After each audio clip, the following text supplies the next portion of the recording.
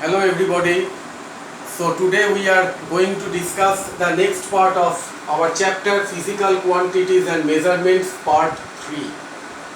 Today we are going to discuss about how to measure the mass of an object.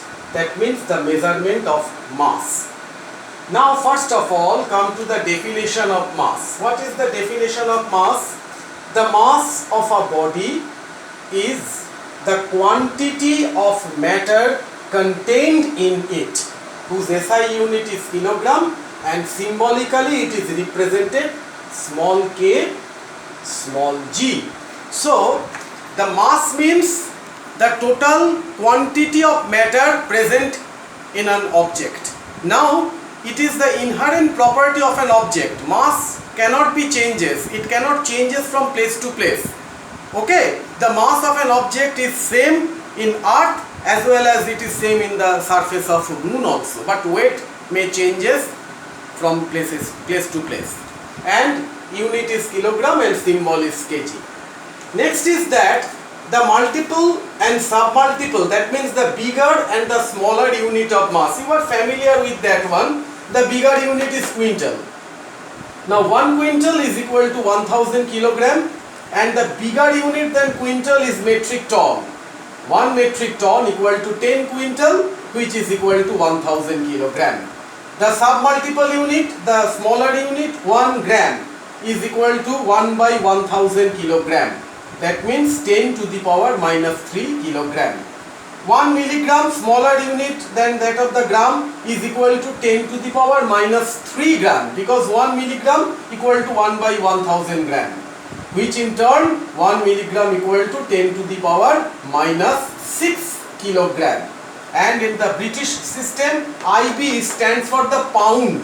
I have discussed earlier that 1 pound and it is equal to approximately 453.59 gram. You have to memorize this table so that you can do the small numericals based on this unit conversion. So definition of mass, its SI unit, symbol, multiple and submultiple units and their interrelations. These are the important part. Is it okay? Now come to the next part, the device. It's a drawing of beam balance. Practice this kind of drawing, it may come in the exam. That beam balance, and it's a common beam balance, and you are familiar with this kind of beam balance in the market. Okay, whenever you are going to buy some vegetables or fish, whatever. Now here it is the pointer, and these are the 2 arms and these are the 2 pans. Now the distance from the pointer, or from this point, the length of this left arm is obviously, it should be equal to the length of the right arm. Okay, and these 2 pans, these are hanged with the 2 ends. This is the left pan where you have to place the object, and that is the right pan where you have to place the standard weight.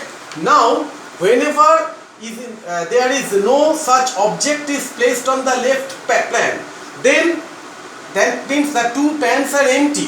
Then the balance should be horizontal. That means the pointer should point in that horizontal, that means it can show the horizontal, that means there is no such movement of the pointer.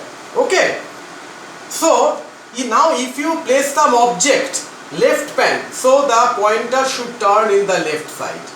Now if you place some standard weights on the right pan, then the pointer moves on the right side. Now if the weight of the standard weight is more than the object, mass of the object, then the pointer moves in the right side, and if the mass of the object is more than that of the standard weight that is placed on the right pan, then the pointer moves on the left side. But whenever the total standard weight is equal to the mass of the object, that means at the equilibrium position, then the 2 pans that should be balanced, or that means there is no such deflection of the pointer shows the 0 mark.